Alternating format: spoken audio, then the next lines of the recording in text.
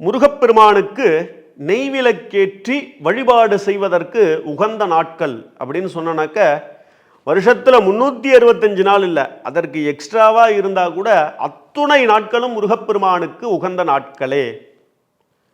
ஏன் அப்படி சொல்கிறேன் அப்படின்னாக்க, இந்த உலகத்திலேயே அதிகமான பக்த கோடிகள் கொண்ட ஒரே கடவுள் முருகப்பெருமான் தான்.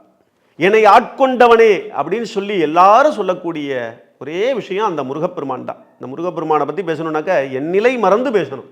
அப்படி ஒரு என்னுள் ஆட்கொண்டவர்.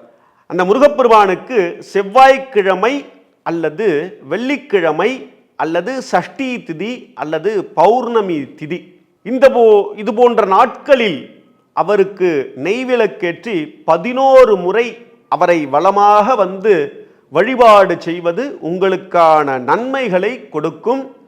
உங்களுடைய பூர்வ ஜென்ம கர்ம வினைகளிலிருந்து விடுபாடு கிடைக்கும். இதுவே முருக வழிபாடு.